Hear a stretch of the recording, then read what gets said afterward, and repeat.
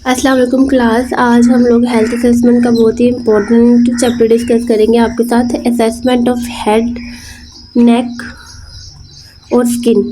हम आज ये तीनों इम्पोर्टेंट टॉपिक आपके साथ डिस्कस करेंगे और इनको कवर करेंगे according to UHS curriculum. Examination of सबसे पहले हेड, हम लोगों ने हेड की एग्जामिनेशन पढ़नी है तो हमें पता होना चाहिए कि हेड में कौन सी एरियाज़ होते हैं जिनको हम लोगों ने असेस करना है हेल्थ असेसमेंट के पॉइंट ऑफ व्यू से। तो सबसे पहले हमने स्कल को असेस करना होता है, उसके बाद हम लोगों ने हेयर को असेस करना होता है, स्कैल्प को और फेस को असेस करना होता है, नेक को असेस करना होता है, नोज़ को, ईयर को, माउथ और फेरेंक्स को और आइज़ को। नोज़ को, माउथ और फेरेंक्स को हम लोग अपने लास्ट चैप्टर में डिस्कस कर चुके हैं, इस वजह से इनको हम लोग नहीं डिस्कस करेंगे। और ईयर, आइज़ जो होते हैं ये हेल्थ असेसमेंट का अलग एक चैप्टर है, इसको हम लोग नेक्स्ट लेक्चर में डिटेल में डिस्कस करेंगे। तो हम यहाँ पर स्कल, इस लेक्चर में हम लोग स्कल को, हेयर को, स्कैल्प को, फेस को, नेक को और स्किन को कवर करेंगे। सबसे पहले हमारे पास स्कल है। स्कल की असेसमेंट में हम लोग क्या करते हैं, हेड की, अगर आप लोगों को पेपर में क्वेश्चन आता है कि हेड की हेल्थ असेसमेंट लिखें तो आपने उसमें सब लिखना होता है। स्कल भी उसमें, स्कैल भी उसमें आएगा, हेयर, स्कैल्प भी और फेस भी उसमें आएगा, ठीक है। आगे हमारे पास, अगर उन्होंने आपको अलग से स्कल बताया है तो फिर आप इसकी लिखेंगे कि इसकी इंस्पेक्शन करते हैं और फिर देन पाल्पेशन करते हैं। आपने हेल्थ असेसमेंट शुरू करने से पहले ये जो इंपॉर्टेंट चैप्टर है, स्पेशल चैप्टर्स हैं, आपने जनरल टेक्निक्स अच्छे से पढ़नी है, फिर आपको सब अच्छे से समझ आएगा। हम लोगों ने यहाँ पे कौन सी दो टेक्निक्स यूज़ की हैं स्कल को असेस करने के लिए, इंस्पेक्शन और सेकेंड है पाल्पेशन। इंस्पेक्शन में हम लोग स्कल को क्या करते हैं, इंस्पेक्ट करते हैं और हम लोग देखते हैं उसके साइज़ को, कॉन्टर को, शेप को और कोई भी एविडेंस ऑफ ट्रॉमा, जिससे हमें पता चले कि कोई ट्रॉमा वगैरह हुआ है कि नहीं, कोई एक्सीडेंट वगैरह हुआ है कि नहीं। सबसे पहले हम लोग इंस्पेक्ट करते हैं, मतलब आंखों से ऑब्जर्व करते हैं हम लोग पेशेंट को कि स्कल को, कि उसकी साइज़ नॉर्मल है कि नहीं है, शेप हेड की नॉर्मल है कि नहीं, स्कल की देखते हैं। दैन फिर हम लोग फिंगर से पालपेट करते हैं स्कल को और पालपेट करके देखते हैं लम्स। लम्स कहते हैं कि कोई भी नोड्यूल वगैरह या फिर नोड्यूल या फिर इनर पिंपल वगैरह कोई भी ऐसे जो बन जाते हैं सर्कुलर, या फिर उसकी शेप को अगर प्रेजेंस है, सबसे पहले उनकी एब्सेंस और लम्स और बम्प्स की प्रेजेंस को देखते हैं। अगर वो प्रेजेंट है लम्स और बम्प्स, फिर दैन उनकी शेप को, लोकेशन को और अदर पैटर्न्स को देखते हैं। फिर एविडेंस ऑफ ट्रॉमा भी हम लोग देखते हैं पाल्पेशन से। हम लोगों ने सबसे पहले स्कल की इंस्पेक्शन और पाल्पेशन करनी है, उसके बाद हेड में जो सेकंड स्टेप आता है असेसमेंट का वो है हेयर और स्कैल्प की असेसमेंट। हेयर और स्कैल्प की असेसमेंट में हम लोगों ने इंस्पेक्शन और पाल्पेशन करनी है। आपने इन टेक्निक्स में कंफ्यूज नहीं होना कि हम लोगों ने पहले पाल्पेशन करने हैं पहले इंस्पेक्शन। इन्हें जिस तरह ऑर्डर वाइज आपको बताया जाता है, जिस तरह लिखा हुआ है वैसे ही आपने करना है, इन्हें आप अपनी मर्जी से आगे पीछे नहीं कर सकते। हेयर और स्कैल्प में सबसे पहले हम लोगों ने इंस्पेक्शन करनी है और पाल्पेशन करनी है। इंस्पेक्शन में हेयर की हम लोगों ने जब हम लोग ऑब्जर्व करते हैं तो हमने उसकी quantity, texture, distribution of hair. Distribution of hair का मतलब है कि कहाँ पर हेयर प्रेजेंट नहीं होते। सम टाइम क्या होता है कि ट्रॉमा की वजह से, एक्सीडेंट की वजह से या किसी और रीज़न की वजह से पूरे सर में बाल नहीं होते, कहीं कहीं पर बाल जो होते हैं वहाँ पर झड़ गए होते हैं और वहाँ पर बाल प्रेजेंट नहीं होते, उसे हम लोग कहते हैं डिस्ट्रीब्यूशन ऑफ हेयर। हम लोगों ने चेक करनी होती है कि कहाँ पर बाल प्रेजेंट नहीं है। पर फिर से हम लोग, ये क्या है, मेजर साइन ऑफ ट्रॉमा है, मेजर साइन ऑफ एक्सीडेंट है, जिससे हम लोग अदर डिसऑर्डर्स को डायग्नोज कर सकते हैं। तो हम लोगों ने इंस्पेक्शन में क्या करना होता है, हेयर और स्कैल्प की सबसे पहले क्वांटिटी देखनी होती है, टेक्सचर बालों का कैसा है वो देखना होता है और डिस्ट्रीब्यूशन ऑफ हेयर देखनी होती है। फिर स्कैल्प को असेस करना होता है कि वहाँ पर कोई ज़ख्म वगैरह या तो नहीं है, जिसे हम लोग लाइजेंस कहते हैं। आगे हमारे पास उस पालपेट करके उसके टेक्सचर को देखना होता है बालों के। बालों को हम लोग अपने हाथों में, आप देख सकते हैं, ऐसे पालपेट करके हम लोगों ने देखना होता है कि यहाँ उसके बाल में ऑयली है, ड्राई है कि फाइन है। इस तरह हम लोगों को देखना होता है, क्योंकि ये मेजर साइन है हाइपोथायरॉयडिज्म और हाइपरथायरॉयडिज्म का। आगे हमारे पास है फेस को हम लोगों ने करना होता है। हमारे पास जो फेस में हम लोगों ने क्या करना होती है, हम लोगों ने इंस्पेक्ट करना होता है फेस को फॉर एक्सप्रेशन के लिए, सिमेट्री के लिए और मूवमेंट, लेजेंड्स वगैरह और एडिमा वगैरह। हमें फेस को देख के पता चलेगा कि इसकी सिमेट्री ये जो है वो फेस की वो नॉर्मल है कि एबनॉर्मल है। बाकी एक्सप्रेशंस वगैरह का पता चलता है जिससे हम लोग क्रैनियल नर्व्स के फंक्शन का पता चलता है। इस तरह हमें पता चलता है कि वो नॉर्मलिटी और एबनॉर्मलिटी को हम लोग फाइंड करते हैं। इस तरह हम लोग असेसमेंट फेस में हम लोगों ने क्या असेस करना होता है, सबसे पहले इंस्पेक्ट करना होता है फेस को फॉर एक्सप्रेशन के लिए, सिमेट्री के लिए, मूवमेंट के लिए, लेशंस के लिए और एडिमा के लिए कि कोई स्वेलिंग वगैरह हुई है कि नहीं।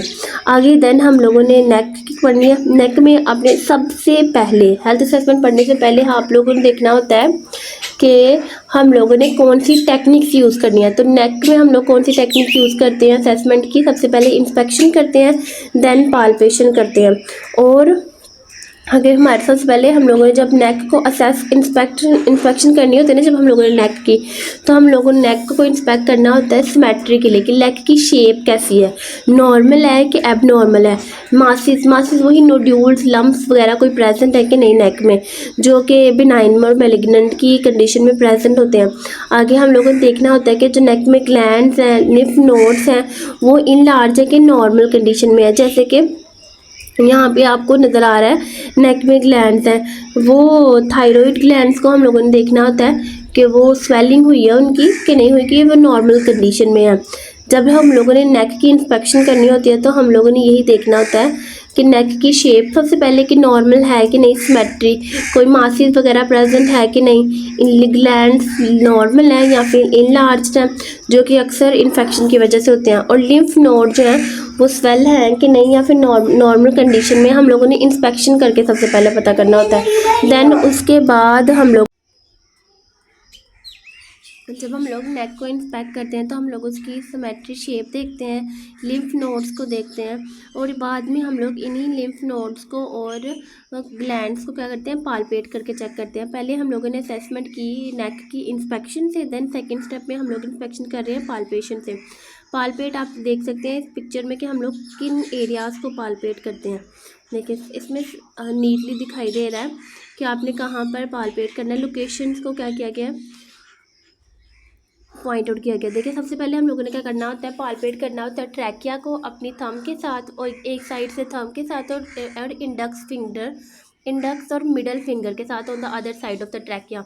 आपने यहाँ पर जहाँ पर हमारी नेक में ट्रैकिया प्रेजेंट होता है, आपने क्या करना है कि उसको पालपेट करना है, एक साइड से ट्रैकिया को थंब के साथ और दूसरी साइड से इंडेक्स और मिडल फिंगर के साथ on the other side of trachea. It should be mid line और असेस करना है कि ट्रैकिया यहाँ पर है, मिड लाइन में प्रेजेंट है कि नहीं। किसी भी चीज़ को आपने कॉम्प्लिकेट नहीं करना, सीधा सीधा समझने की कोशिश करनी है कि हम लोग नेक को जब लोग पालपेट कर रहे हैं तो हम लोगों ने सबसे पहले ट्रैकिया की लोकेशन को फाइंड करना है।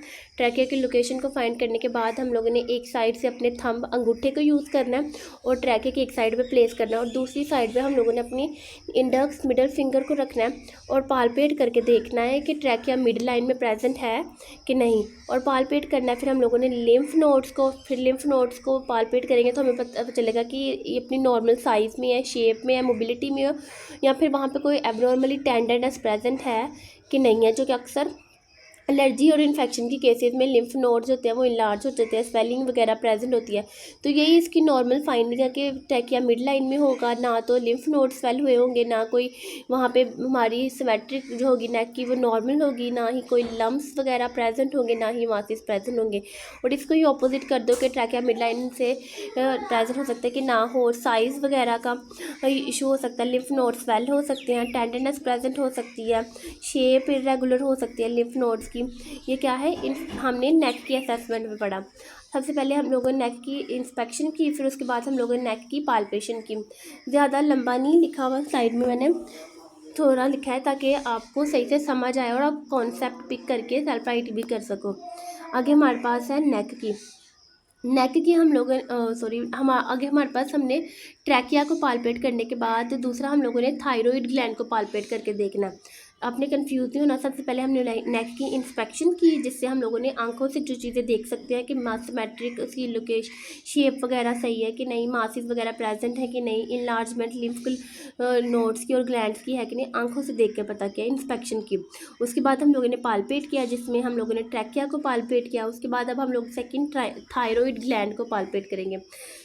जब हम लोग थायरॉइड ग्लैंड को पालपेट करते हैं ना, साइज़ के लिए देखते हैं, शेप के लिए, सिमेट्री और टेंडरनेस, नोड्यूल, जिस तरह सेम हम ट्रैकिया को पालपेट कर रहे थे वैसे, जैसे कि आप लोग पिक्चर में देख सकते हैं, इजीली आपको समझ आ जाएगा। आप इससे लोकेशन फाइंड कर सकते हो कैसे पालपेट किया जा रहा है। इसके बाद आगे हमारे पास है नोज़। हम लोगों ने डिटेल में पढ़ लिया है चैप्टर में, पिछले वाले पहले लेक्चर में हम लोगों ने नोज़ को डिस्कस कर लिया हुआ है। आपको इधर फिर थोड़ा सा बता देती हूँ। इंस्पेक्शन हम लोगों ने करनी होती है नोज़ की, और पालपेशन करनी होती है। नोज़ की हम लोग जब इंस्पेक्ट करते हैं, एक्सटर्नल नोज़ को उसकी सिमेट्रिकल देखते हैं, कोई इन्फ्लेमेशन तो नहीं हुई या फिर कोई लेजन प्रेजेंट तो नहीं, वो देखते हैं। और सेकंड जो टेक्निक हम लोग यूज़ करते हैं नोज़ के असेसमेंट में, वो पालपेशन है। पालपेशन में हम लोग फ्रंटल को, एथमॉइड को और मैक्सिलरी साइनसिस को पालपेट करके देखते हैं कि वहाँ पर कोई टेंडरनेस वगैरह तो नहीं जो साइन ऑफ इन्फेक्शन हो सकती हैं। उसके बाद हमारे पास आगे है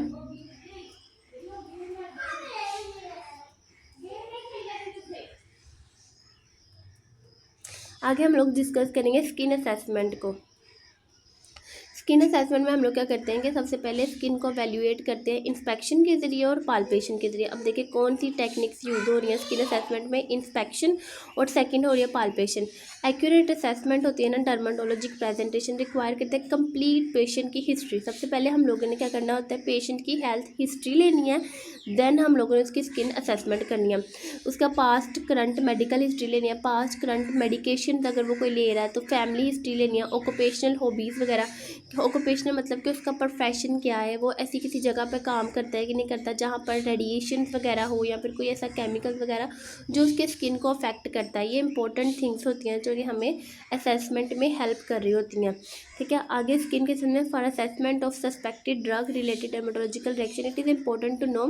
हमारे लिए ज़रूरी होता है कि मेडिकेशन जब हम लोग स्टार्ट कर रहे हैं, when the medication was started, कब मेडिकेशन स्टार्ट की गई थी, डिस्ट्रीब्यूशन ऑफ स्किन लेजेंड्स, अगर उसकी स्किन पे लेजेंड्स प्रेजेंट है तो वो कैसे हैं, उनकी डिस्ट्रीब्यूशन, और एनी कोई सिस्टमेटिक सिम्टम्स वगैरह जैसे फीवर्स वगैरह है कि नहीं, उसको time course of progression of skin legends के लेजेंड्स कब बने थे और कैसे वो प्रोग्रेस फैल रहे हैं, स्प्रेड हो रहे हैं, ये सारे क्या है, हिस्ट्री के क्वेश्चन हैं। हम लोग कोई भी असेसमेंट करने से पहले हेल्थ हिस्ट्री लेते हैं ताकि हमें लोगों को पता, ताकि बीइंग अ नर्स पता हो असेसमेंट से पहले कि आप क्या अबनॉर्मलिटीज़ फाइंड कर रहे हो और उसको क्या डायग्नोसिस हो सकती हैं। सबसे पहले हम लोगों ने इंस्पेक्शन करना है। इंस्पेक्शन में हम लोग क्या करते हैं कि स्किन का कलर देखते हैं, उसके बाद कोई लेजेंड प्रेजेंट है कि वो देखते हैं, अगर लेजेंड प्रेजेंस है तो फिर लेजेंड की करैक्टरिस्टिक देखते हैं, उसका टाई, उसकी लोकेशन, वो लेजेंड कहाँ पर प्रेजेंट है, उसका कलर कैसा है, शेप कैसी है, साइज़ कैसा है, वो पैटर्न कैसा है, ग्रुप में है कि इंडिविजुअलाइज्ड है। इस तरह हम लोग इंस्पेक्शन में लिखते हैं लेजेंड की। सबसे पहले हम लोगों ने स्किन का कलर नोट करना होता है, फिर उसके बाद हम उन लोगों ने लेजेंड की प्रेजेंस और एब्सेंस देखनी होती है। अगर तो लेजेंड प्रेजेंस है तो फिर लेजेंड की करैक्टरिस्टिक देखनी होती है कि कहाँ पर प्रेजेंट है, उसकी लोकेशन क्या है, कलर कैसा है, उसकी शेप कैसी है, साइज़ कैसा है, और स्प्रेडिंग पैटर्न भी देखते हैं। पैटर्न का मतलब होता है कि उसके जो वो कॉर्नर वगैरह जो सराउंडिंग एरिया होता है वो इरेगुलर है, रेगुलर है, वो कैसे स्प्रेड कर रहा है। फिर हम लोगों ने लेजेंड की फिर हम लोगों ने इंस्पेक्ट करना होता है नेल को, नेल बेड्स को, क्लबिंग को, साइनसिस को, और अन्य कोई ट्रॉमा का साइन वगैरह प्रेजेंट है कि नहीं। दूसरी हमारे पास होता है कि हम लोगों ने स्किन को, दूसरी कौन सी टेक्निक हम लोगों ने स्किन में यूज़ करनी होती है, वो होती है पालपेशन। क्या करनी होती है, पालपेशन। हम लोग पालपेट करती हैं एरिया को। अगर कहीं पर हमें इंस्पेक्शन के दौरान टेंडरनेस नज़र आई तो सबसे पहले तो हम उस एरिया को पालपेट करके देखते हैं, टेंडरनेस, नोड्यूलर, मॉइस्ट वगैरह चेक करते हैं, टेम्परेचर देखते हैं स्किन का, क्योंकि हम लोग फिंगर से पालपेट करते हैं तो हम लोग स्किन का टेम्परेचर नोट करते हैं कि स्किन क्या है, वार्म है, कोल है, कूल है, सॉरी। उसका टेक्सचर देखते हैं कि वो रफ है, स्मूथ है, थिक है, ये उसकी इमोबाइल है, मोबाइल है, हाइपर मोबाइल है। अगर वहाँ पर लेजेंड्स प्रेजेंट है तो presence of oedema any type of oedema वगैरह कोई प्रेजेंट है कि नहीं, मतलब स्वेलिंग वगैरह हुई है कि नहीं। फिर असेस करते हैं स्किन टर्गर को by pulling the quickly releasing the fold of skin. ये टर्गर और इलास्टिसिटी का मतलब होता है कि हम लोग ना हाइड्रेशन लेवल चेक करते हैं स्किन का। हम लोग क्या करते हैं कि फिंगर से फोल्ड ऑफ स्किन को हम लोग पुल करते हैं toward the away from the ना फिंगर, हम लोग फोल्ड ऑफ स्किन को पुल करते हैं अवे फ्रॉम द फिंगर, तो उससे हम फिर हम उसको रिलीज़ करते हैं। अगर तो वो फोल्ड ऑफ स्किन फ़ौरन से अपनी जगह पर रिटर्न होता है तो उसका मतलब है कि पेशेंट क्या है, हाइड्रेटेड है। और अगर वो टाइम ले रहा है, नहीं हो रहा, तो उसका वो क्या होता है, डिहाइड्रेशन का साइन होते हैं। उसे हम लोग कहते हैं assess skin turgor by pulling up quickly releasing the fold of skin. ये इन वेल हाइड्रेटेड पेशेंट में क्या होता है, स्किन क्या होती है, क्विकली रिटर्न होती है टू नॉर्मल। इस तरह से अगर पेशेंट डिहाइड्रेटेड होता है तो वो टाइम लेती है अपनी कंडीशन में नॉर्मलाइज होने में, इसे क्या लगता है, टाइम लग जाता है। इसे हम लोग पू टर्गर कहते हैं। पू टर्गर किस में होती है, डिहाइड्रेशन का साइन है, और ये डिहाइड्रेटेड पेशेंट में। इसी तरह आगे हम लोग पालपेट करके अडीमा की प्रेजेंस को असेस करते हैं कि अडीमा प्रेजेंट है कि नहीं। स्किन से हम लोग क्या करते हैं, अपनी फिंगर से हम लोग पालपेट करके अडीमा चेक करते हैं। फिर उसके बाद हमारे पास स्किन अबनॉर्मेलिटीज़ आ जाती हैं। स्किन अबनॉर्मेलिटीज़ में ना ये जो स्किन लेजन्स भी आते हैं, जो हम आगे पढ़ेंगे, जो इंपॉर्टेंट क्वेश्चन है जो पेपर में अक्सर आता है। स्किन अबनॉर्मेलिटीज़ में क्या आता है, एक्जिमा आता है सबसे पहले, जो कि एटोपिक डर्माटाइटिस है।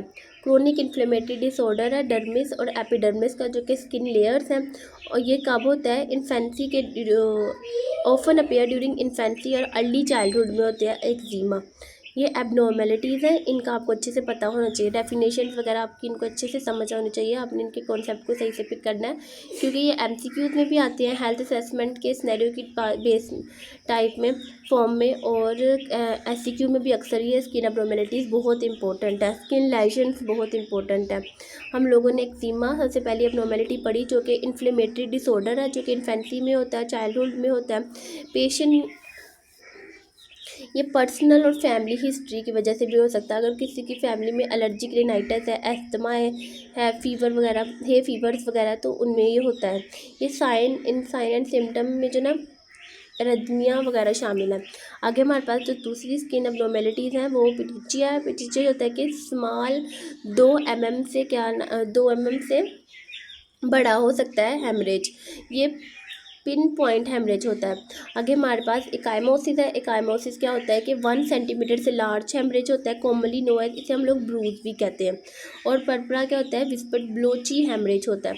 आपने ये जो मैंने बुक्स से ऐड की हुई हैं, स्टेटमेंट से बुक्स के ऐड की गई हैं, आपने इनको अच्छे से देखना है और याद करना है, क्योंकि ये एमसीक्यूज में आती हैं, बहुत इंपॉर्टेंट है। आगे हमारे पास नेक्स्ट एबनॉर्मेलिटी है, वो है क्लबिंग। क्लबिंग में क्या होता है कि इंक्रीज हो जाता है angle between the base of the nail and nail beds. आप जैसे कि फिंगर में पिक में देख सकते हैं कि नेल बेड और एंगल इंक्रीज़ हो जाता है, 180 डिग्री से एंगल इंक्रीज़ हो जाता है। किसके दरमियान, नेल की बेस के दरमियान और नेल बेड के दरमियान में जो एंगल है वो 180 डिग्री से ज़्यादा हो जाता है। इसे हम लोग क्लबिंग कहते हैं। क्यों होता है, ये सीओपीडी की वजह से होता है, या फिर एंडोकार्डाइटिस की वजह से भी हो सकता है। एंडोकार्डाइटिस कहते हैं कार्डियक, जो हमारे पास हार्ट लेयर हार्ट वॉल है वो हम लोगों ने पढ़ी हुई हैं, मायोकार्डियम, पेरिकार्डियम और एंडोकार्डियम। तो एंडोकार्डियम में जब इन्फ्लेमेशन हो जाती है तब भी ये साइन अपेयर होता है, और क्रोनिक ऑब्स्ट्रक्टिव पल्मोनरी डिसऑर्डर में भी ये साइन होता है। मतलब ये एमसीक्यू में आपसे पूछा जा सकता है कि क्लबिंग किस डिसऑर्डर का साइन है, तो आपने याद रखना है कि सीओपीडी का और एंडोकार्डाइटिस का साइन है क्लबिंग, जिसमें नेल बेस के दरमियान में और नेल बेड के दरमियान में 180 डिग्री से ज़्यादा एंगल होता है। आगे हमारे पास है ओनाइकोलाइसिस। ओनाइकोलाइसिस में क्या होती है कि नेल सेपरेशन हो जाती है, नेल फ्रॉम द नेल की सेपरेशन हो जाती है, लेकिन ये पेनलेस होती है। ये भी एक एमसीक्यू आप याद रखना। ओनाइकोलाइसिस क्या होती है, पेनलेस होती है। ये किसी ट्रॉमा की वजह से हो सकती है, माल न्यूट्रिशन की वजह से हो सकती है, या थायराइड डिसऑर्डर की वजह से हो सकता है। आगे हमारे पास है कोएलोनाइकियासिस।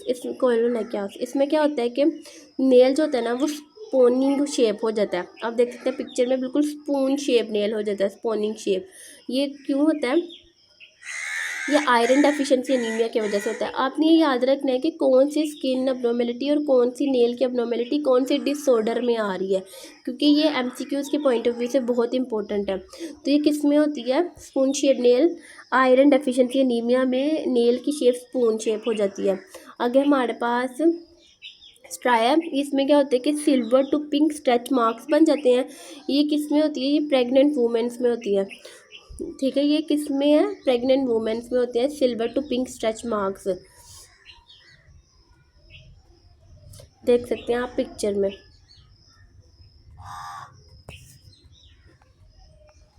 आगे हमारे पास इंपॉर्टेंट क्वेश्चन है प्राइमरी स्किन लेजेंड्स। आपको पता है पेपर में अक्सर पूछा जाता है कि डिस्क्राइब करें आप प्राइमरी स्किन लेजेंड्स को। इनके नाम भी पूछे जा सकते हैं और इनके एमसीक्यूज़ में भी पूछा जाता है। आपने इनके नाम अच्छे से याद रखने हैं। प्राइमरी स्किन लेजेंड्स में मैक्यूल, पेप्यूल, प्लैक्यूल, नोड्यूल, पोपिलुमा, वेजिकल, बुला, पोस्ट्यूल, व्हील, ये सारे आते हैं। आपने इनके जितने आपको पॉसिबल हो सके नाम, आपने उतने इनके नाम अच्छे से याद करने हैं और इनकी डिस्क्रिप्शन भी पढ़ना है कि ये होते कैसे हैं, क्योंकि एमसीक्यूज़ में हेल्प होगी। जो मैक्यूल होता है ना, ये एक फ्लैट कलर्ड लेजन होता है। मतलब इसकी ये कलर्ड होता है, फ्लैट कलर्ड लेजन होता है। 2 सेंटीमीटर से क्या होता है? ज़्यादा होता है इन डायामीटर में, और not राइज्ड above the surface of the surrounding skin. Freckle prototypes of pigmented macule, मतलब ये कलर्ड है, मतलब हमने ऊपर ही पढ़ा था कलर्ड है, तो ये पिगमेंटेड मैक्यूल होता है। नॉन पैल्पेबल लेजन है with distinct border less than 1 centimetre in diameter. आगे हमारे पास सेकंड प्राइमरी लेजन है पैच। ये नॉन पैल्पेबल होता है, याद रखना। ये भी ऊपर वाला भी नॉन पैल्पेबल था और ये भी पैच भी, मैक्यूल भी non palpable primary skin lesion है और पैच भी non palpable primary skin lesion है। ये क्या होता है कि इसके डिस्टिंक्ट बॉर्डर्स होते हैं 1 सेंटीमीटर से ज़्यादा, और इसका बॉर्डर कितने थे?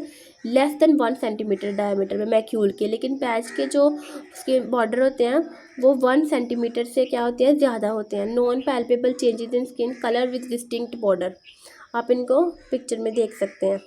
आगे हमारे पास वेजिकल्स है। ये fluid containing superficial thin walled cavity less than 1 centimetre. ठीक है, small raised fluid filled lesion होता है। ये ऐसा लेजन आप देख सकते हैं वेजिकल में, जो हम लोग कहते हैं ना अक्सर छाले टाइप बन जाता है, इसमें फ्लूइड प्रेजेंट होता है। इंपॉर्टेंट एमसीक्यूज के फ्लूइड फील्ड जो प्राइमरी लेजन होता है वो क्या होता है? वो वेजिकल होता है। Fluid filled primary lesion is called vesicle, जो कि थिन वॉल्ड होता है, 1 सेंटीमीटर से छोटा होता है। आगे हमारे पास है बुला। ये भी fluid containing superficial thin walled, और ये 1 सेंटीमीटर से क्या है? ग्रेटर है। याद रखना, वेजिकल 1 सेंटीमीटर से छोटा होता है और बुला 1 सेंटीमीटर से ज़्यादा होता है, और दोनों ही फ्लूइड फील्ड होते हैं और दोनों ही प्राइमरी लेजन है। और जो पोस्ट्यूल होता है, पोस्ट्यूल होता है ना, ये पस कंटेनिंग है, नॉट फ्लूइड कंटेनिंग। आपने याद रखना है वेजिकल और बुला फ्लूइड कंटेनिंग होता है। एक 1 सेंटीमीटर से छोटा होता है, एक 1 सेंटीमीटर से ज़्यादा होता है, और दोनों ही प्राइमरी लेजन है। लेकिन जो पोस्ट्यूल होता है ये क्या होता है? और जो पोस्ट्यूल है ये पस कंटेनिंग सुपरफिशियल थिन वॉल्ड होता है, और ये हेयर फॉलिकल्स में बनता है। ठीक है, और स्वेट ग्लैंड्स में भी।